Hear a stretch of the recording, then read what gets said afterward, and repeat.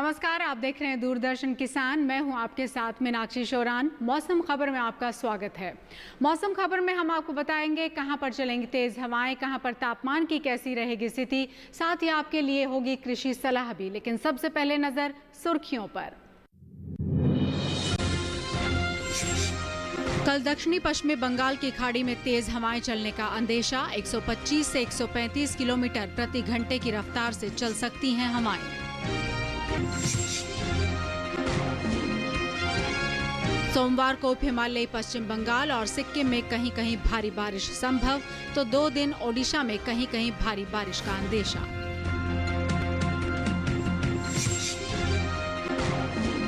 कोंकण के किसान तैयार धान की कटाई कर लें, तो मराठवाड़ा में तैयार हल्दी की खुदाई जारी रखें।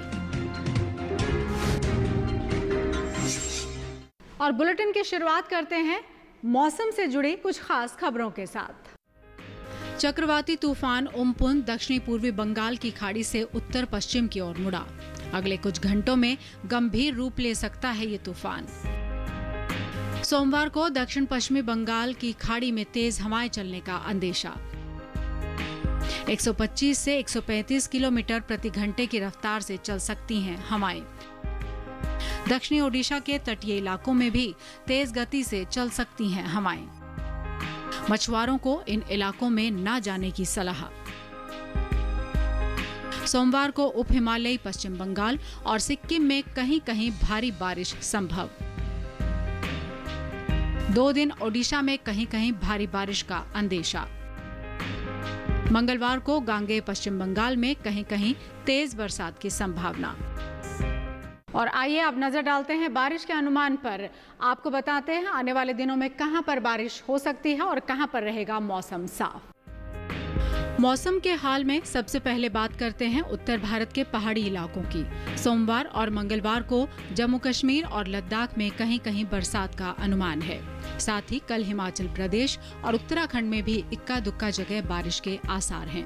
वहीं 2 दिन पंजाब, हरियाणा और दिल्ली में बारिश का अनुमान नहीं है, जबकि मंगलवार को पूर्वी उत्तर प्रदेश में कहीं कहीं बरसात के आसार हैं। कल और मंगलवार को पूर्वी और पश्चिमी राजस्थान में बारिश की संभावना नहीं है। सोमवार को पूर्वी भारत के गांगेय पश्चिम बंगाल में इक्का दुक्का जगहों पर बरसात के आसार हैं, जबकि अगले 2 दिन उप हिमालयी पश्चिम बंगाल और सिक्किम में कई जगहों पर बारिश की संभावना है। सोमवार और मंगलवार को असम और मेघालय में कुछ जगह बरसात के आसार बने हुए हैं।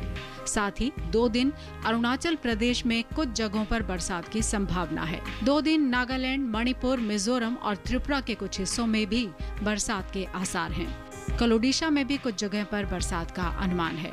साथ ही सोमवार को बिहार और झारखंड में इक्का दुक्का जगह बरसात की संभावना बनी हुई है। अगर मध्य भारत की बात करें तो अगले 2 दिन पूर्वी और पश्चिमी मध्य प्रदेश में बरसात का अनुमान नहीं है, जबकि कल और मंगलवार को छत्तीसगढ़ में इक्का दुक्का स्थानों पर बरसात के आसार बने हुए हैं। वहीं कल विदर्भ में बरसात का अनुमान नहीं है। साथ ही अगले 2 दिन मध्य महाराष्ट्र और मराठवाड़ा में भी बारिश की संभावना नहीं है, जबकि सोमवार और मंगलवार को कोंकण, गोवा में इक्का दुक्का जगह बरसात होने के आसार हैं। दक्षिण भारत की बात करें तो सोमवार और मंगलवार को तटीय आंध्र प्रदेश में इक्का दुक्का जगह बारिश का अनुमान है। साथ ही 2 दिन रायलसीमा में भी कहीं कहीं बारिश के आसार बने हुए हैं। साथ ही अगले 2 दिन तमिलनाडु और पुडुचेरी में कहीं कहीं बरसात की संभावना है, जबकि कल कर्नाटक के तटीय इलाकों में कहीं कहीं बरसात हो सकती है। साथ ही सोमवार को केरल में भी कई जगह बारिश का अनुमान है। वहीं अगले 2 दिन अंडमान और निकोबार द्वीप समूह में कई जगह बरसात के आसार हैं। और अब बात करते हैं मौसम की चाल की। जम्मू कश्मीर और लद्दाख में कहीं कहीं बारिश हुई। वहीं पूर्वी राजस्थान में इक्का दुक्का जगह बरसात हुई। मध्य प्रदेश में कुछ स्थानों पर बारिश हुई। छत्तीसगढ़ में कहीं कहीं बरसात हुई। ओडिशा में इक्का दुक्का जगह बरसे बादल। वहीं अरुणाचल प्रदेश के कई इलाकों में वर्षा हुई। असम और मेघालय में कहीं कहीं भारी बारिश हुई। उप हिमालय पश्चिम बंगाल और सिक्किम में कुछ जगह बारिश हुई। वहीं अंडमान और निकोबार द्वीप समूह में कहीं कहीं वर्षा हुई। साथ ही उत्तरी कर्नाटक के भीतरी इलाकों में भी कहीं कहीं बारिश हुई। तेज हवाओं की बात करें तो असम और मेघालय के अधिकतर हिस्सों में तेज हवाएं चली। वहीं झारखंड के कई इलाकों में तेज हवाएं चली। साथ ही ओडिशा में भी कहीं कहीं चली तेज हवाएं। और अब आपको बताते हैं तापमान के बारे में। बात करते हैं सबसे पहले अधिकतम तापमान की। जानते हैं वो कौन कौन से इलाके हैं जहां पर तापमान अधिक रहेगा।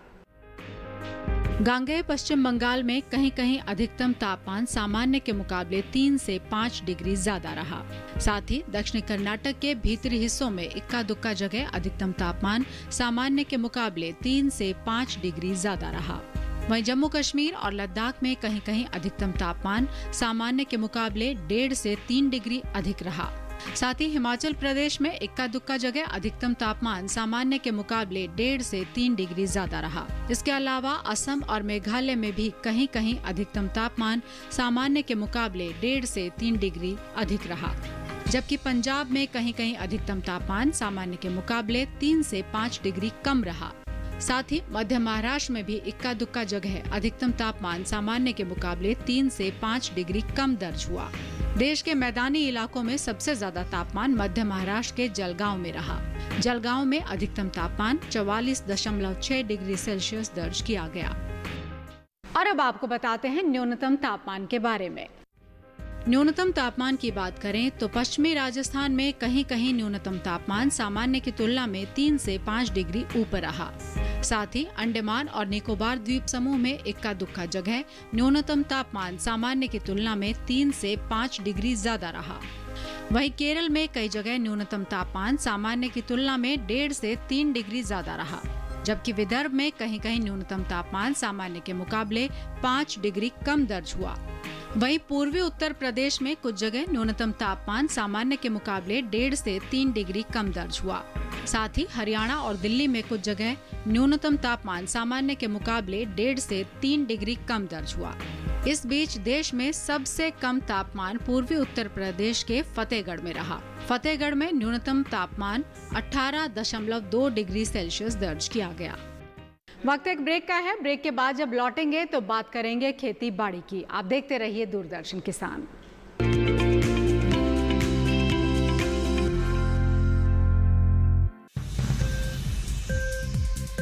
उपज के भाव ताव, आवक का हाल चाल, आयात निर्यात पर पैनी नजर, जानकारों की सटीक सलाह, सिर्फ मंडी खबर में सोमवार से शनिवार सुबह 8:05 पर। ये कामयाबी है अन्नदाता की, ये कहानी है खेत और खलिहानों की। कैसे करें अपने पशुओं की देखभाल, जानिए गांव-गांव के किसानों का हाल। देखिए गांव किसान सोमवार से शुक्रवार दोपहर 12:05 पर।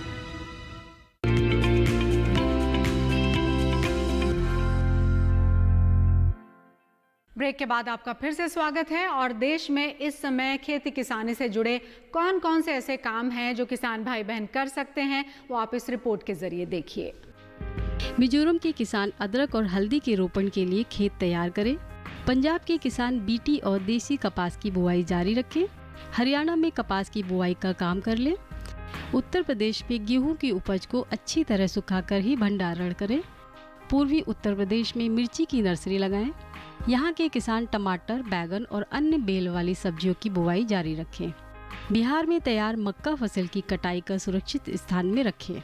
यहाँ के किसान हरा चारा फसलों ढेंचा, सनई और लोबिया की बुआई कर लें। बुआई करते समय नमी का खास ख्याल रखें। झारखंड में अदरक और अरबी की बुआई कर लें। यहाँ के किसान अदरक और जिमीकंद की बुआई जारी रखें। जबकि उप हिमालय पश्चिम बंगाल में हल्दी का रोपण जारी रखें।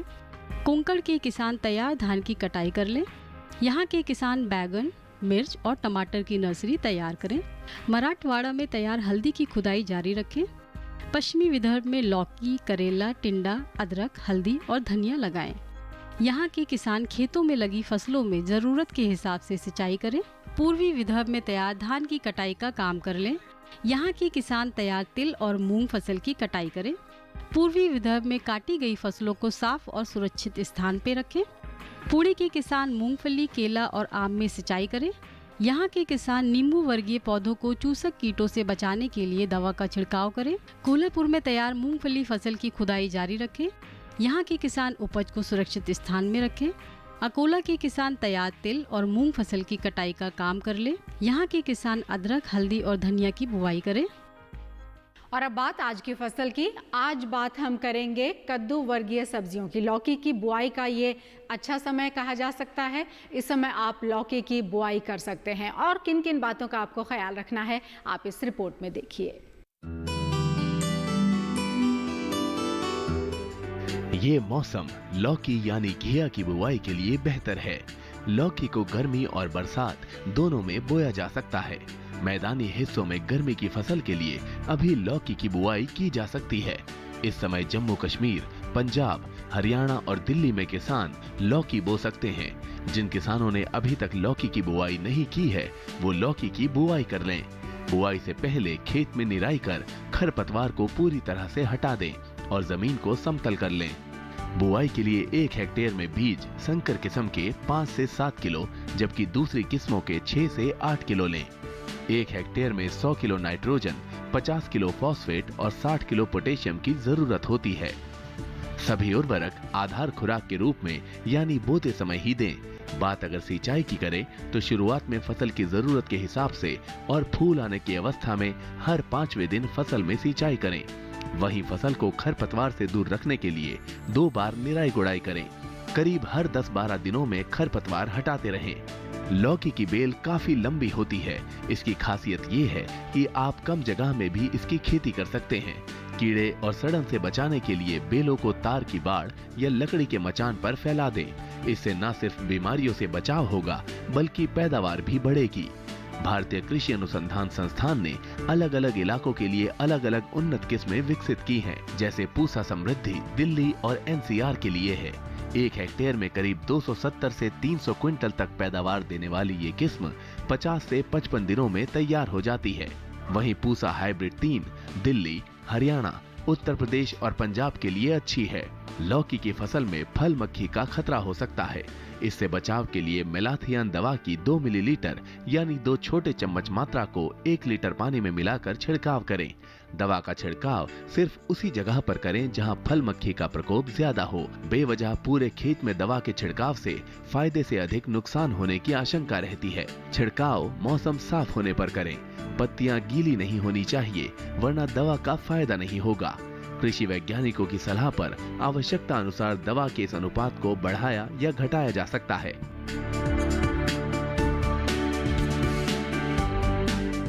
और अब बात मौसम अनुसार खेती की। जम्मू कश्मीर के किसान तैयार गेहूं फसल की कटाई करें। यहाँ के किसान मक्का की बुवाई जारी रखें। घाटी के किसान खरीफ मक्का की बुवाई पूरी कर लें। यहाँ के किसान धान की नर्सरी तैयार करें। उत्तराखंड के किसान गेहूं की कटाई कर सुरक्षित स्थान में रखें। यहाँ के किसान ज्वार की बुवाई का काम जारी रखें। उत्तराखंड में धान की नर्सरी के लिए खेत तैयार करें। यहाँ के किसान रबी फसलों की कटाई के बाद ढैंचा की बुवाई करें। कोरोना का संक्रमण पूरी ही दुनिया में देखा जा रहा है। कोरोना से जुड़ी और महत्वपूर्ण जानकारियां लेकर हम हाजिर होंगे एक छोटे से ब्रेक के बाद। आप देखते रहिए दूरदर्शन किसान।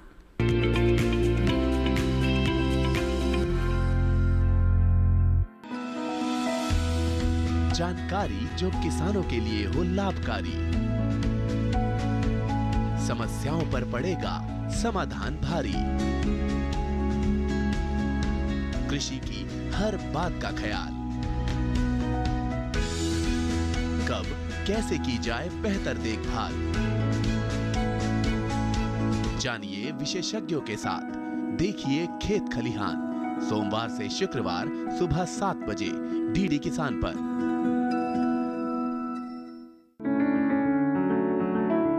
महका महका घर आंगन, हरियाली से खिलेगा तन मन।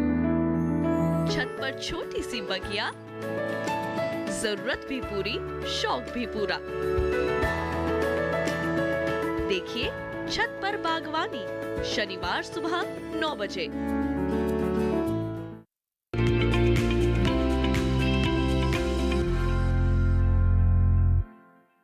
ब्रेक के बाद आपका फिर से स्वागत है और अब देखते हैं मौसम अनुसार खेती।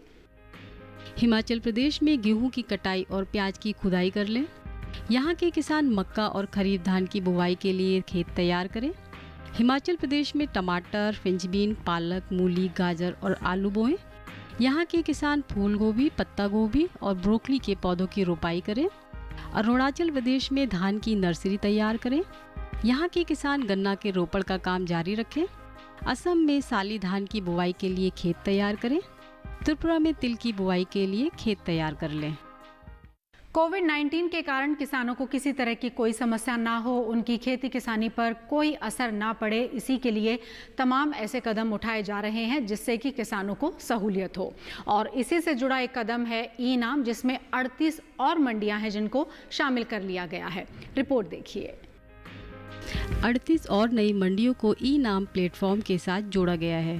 पहले चरण में 585 मंडियों की सफलता के साथ दूसरे चरण में 415 नई मंडियों को एकीकृत करने के लिए ई-नाम का और विस्तार किया गया। ई-नाम प्लेटफॉर्म में अब 18 राज्यों और 3 केंद्र शासित प्रदेशों की 1000 मंडियां हैं। राष्ट्रीय कृषि बाजार यानी ई-नाम एक Akhil Bharatiya electronic trading portal है।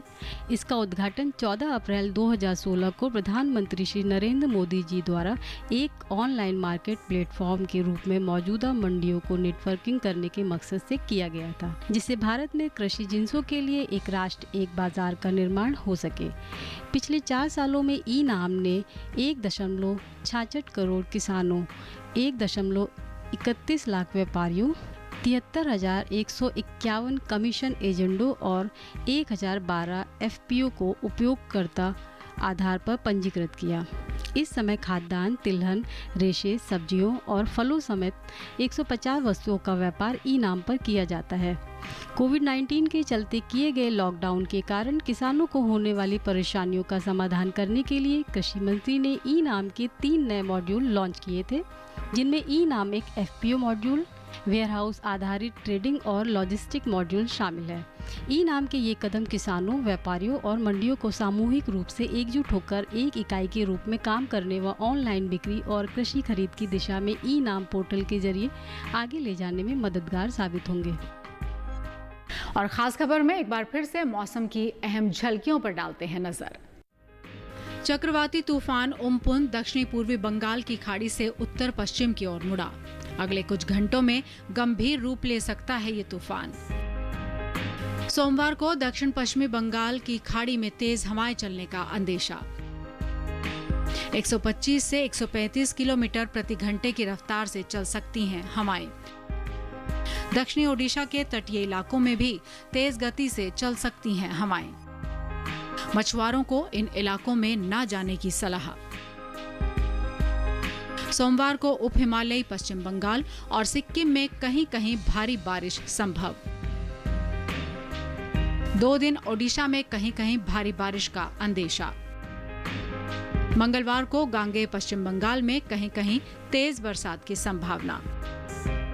मौसम खबर में आज के लिए इतना ही। उम्मीद करते हैं कि मौसम खबर कार्यक्रम के जरिए हमारे किसान भाई बहनों को अपनी खेती किसानी में लाभ अवश्य मिलता होगा। आज के लिए इतना ही। अनुमति दें। नमस्कार।